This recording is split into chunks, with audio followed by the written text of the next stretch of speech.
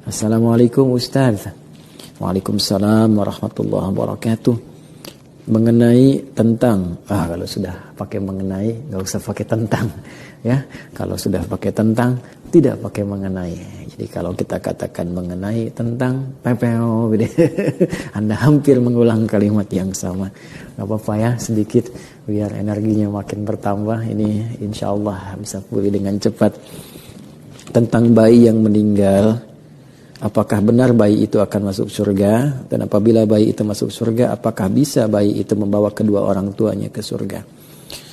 Yang pertama, izinkan saya jika ada menimpa di antara saudara-saudariku terlahir anak dan meninggal, izinkan saya turut mendoakan semoga Allah Subhanahu wa taala menerima segala yang terbaik dari bayi itu, menjadi buah hati terbaik untuk kedua orang tuanya dan menjadi syafaat terbaik untuk kedua orang tuanya. Bayi yang meninggal tentu belum masuk dalam kategori balik yang dihisab, sehingga berada dalam keadaan yang terbaik ketika kembali kepada Allah Subhanahu wa taala. Ada hadis yang sangat menarik yang berkait terkelindan dengan apa yang saudara atau saudari kita tanyakan.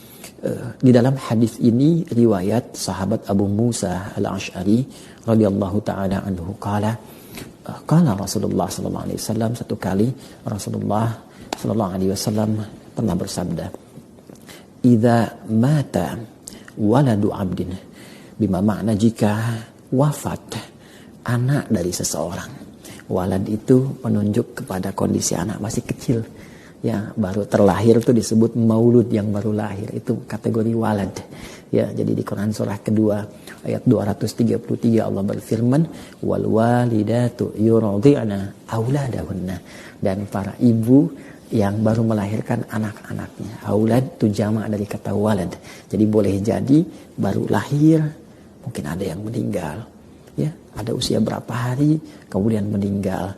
Ya, dalam kondisi itu idza mata waladul abdi, jika seorang anak dari seorang hamba itu meninggal dunia, qala Allah azza wa jalla li malaikati, maka Allah kemudian berfirman kepada malaikatnya, qabadtum walada abdi, apakah kalian telah mencabut nyawa anak dari seorang hambaku?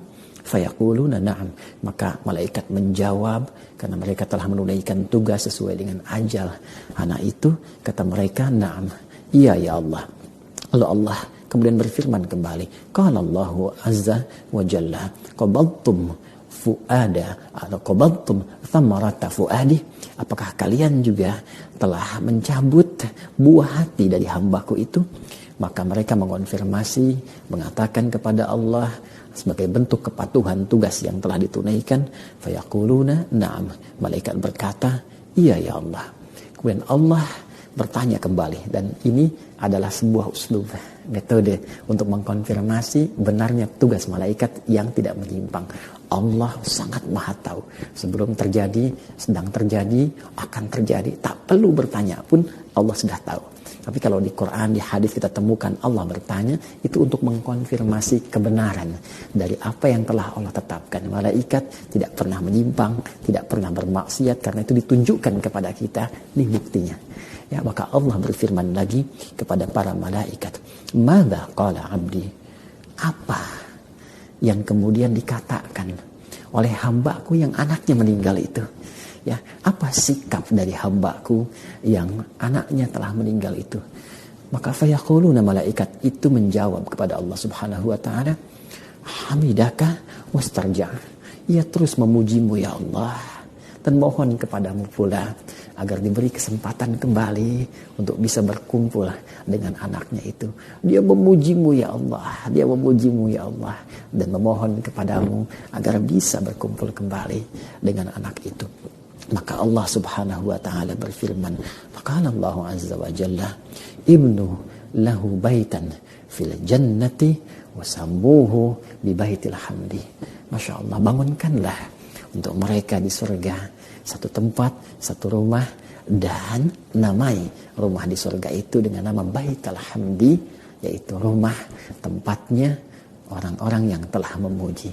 rumah pujian, rumah yang mengembalikan segala hal kepada Allah Subhanahu wa taala. Hadis yang pertama. Hadis yang kedua, ada yang diriwayatkan oleh sahabat Anas bin Malik radhiyallahu taala anhu yang dikonfirmasi oleh Al-Imam Al-Hakim An-Naisaburi bahwa satu kali ada seorang sahabat bernama Uthman bin Maz'un radhiyallahu taala anhu, beliau kehilangan anaknya. Ya, beliau mendapati anaknya yang masih belia wafat sesuai dengan ajalnya, kembali kepada Allah Subhanahu wa taala. Kemudian beliau bersedih. Ya, bersedih itu wajar, orang tua bersedih itu biasa. Yang tidak boleh meratapi kesedihan dengan berlebihan sehingga lupa dengan Allah Subhanahu wa taala.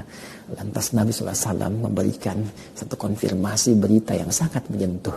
Ya amma tarallah anna lil jannati thamaniyata abwabin.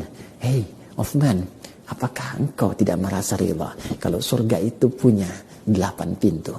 Walin nari sab'ata abwabin, dan neraka itu punya 7 pintu. Sedangkan engkau tidak henti-hentinya bermohon beribadah kepada Allah untuk bisa mendapatkan bagian dari pintu surga itu. Tidakkah engkau menginginkan anakmu berada di pintu surga itu? Tidakkah engkau menginginkan dia mendapatkan bagian dari kebaikan-kebaikanmu? Tidakkah engkau menginginkan anak itu menjadi syafaat untukmu? Maka Uthman mengonfirmasi, iya ya Rasulullah, iya. Maka sahabat bertanya, ya Rasulullah, apakah untuk kami juga ada demikian? Maka Nabi mengatakan, ya, liman saudara.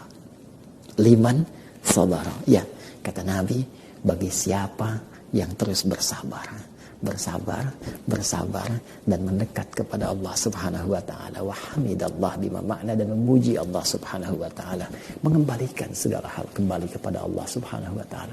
Karena itu saudara atau saudariku yang bertanya tentang persoalan ini, cukuplah 2 hadis tadi mengonfirmasi kepada kita bahwa sangat berpeluang besar anak kita, anak Anda, anak siapapun sepanjang dia terlahir, kemudian dia belum tumbuh menjadi balik dan wafat kembali kepada Allah sesuai dengan ajalnya, boleh jadi itu tabungan terbaik untuk Anda. Toh, mohon maaf, Allah telah mengatur semua ajal. Allah telah mengatur semua ajal. Tidak ada pandemi pun, tidak ada apapun, jika telah tiba waktunya dia akan kembali kepada Allah. Boleh jadi itu tabungan terbaik untuknya. Dia wafat tidak membawa dosa. Dia wafat tidak bermaksiat. Masya Allah, betapa banyak orang menginginkan wafat dalam keadaan tidak membawa dosa, tidak bermaksiat, diterima segala amal solehnya. Anak itu pulang tanpa membawa dosa. Dan karena itulah Nabi memberikan satu motivasi kepada sahabatnya Uthman bin Maz'un, kepada kita semua. Bukankah itu dalam keadaan yang terbaik? Kenapa engkau tidak memuji Allah? Bukankah semua manusia pada akhirnya akan kembali? Kenapa kita tidak memuji Allah? Alhamdulillah ya Allah, anak saya wafat tidak membawa dosa. Alhamdulillah ya Allah, anak saya wafat dalam keadaan yang baik ya Allah. Berikan kekuatan kepada hamba untuk bersabar, untuk bertawakal, bermohon kepadamu ya Allah. Lalu isi dengan beramal soleh. Dan dengan amal soleh itulah Nabi mengonfirmasi, boleh jadi amal soleh Anda, keikhlasan Anda, ketawakalan Anda kepada Allah, kesabaran Anda, itu yang menjadikan Anda mendapatkan peluang anak itu diterima oleh Allah dan menjadi syafaat untuk Anda dan dikumpulkan bersama di surga dalam kebaikan seperti Nabi yang telah konfirmasikan. Semoga dengan itu menjadi motivasi untuk mempertahankan amal saleh, kembali kepada Allah, dan berkumpul kembali bersama anak-anak kita. Quran surah ke-52 At-Tur ayat 21, walladzina amanu wattaba'athum dzurriyyatuhum biimanin alhaqna bihim dzurriyyatahum wama alatnahum min amalihim min syai' kullu imrin bima kasaba rahin. Dan jika ada orang tua beriman, beramal saleh, diikuti anaknya, keturunannya beriman, beramal saleh, kami akan kumpulkan mereka semua di surga dalam kebaikan-kebaikan. Tapi itu pilihan, kembali kepada Anda. Jika Anda ingin beramal saleh, Anda bisa berkumpul. Tapi jika Anda terus kecewa, terus meratap, boleh jadi pertemuan itu sulit untuk terjadi. Kullu imri'in bima kasaba rahin. Semua tergadai dengan pilihannya. Semoga Allah memberikan yang terbaik dan memberikan istiqomah kita untuk menjaga amal soleh sampai kembali kepada Allah, bertemu dengan keluarga tercinta. Demikian, subhanakallahumma bihamdika, asyhadu an la ilaha illa anta, astaghfiruka wa atubu ilaik. Assalamualaikum warahmatullahi wabarakatuh.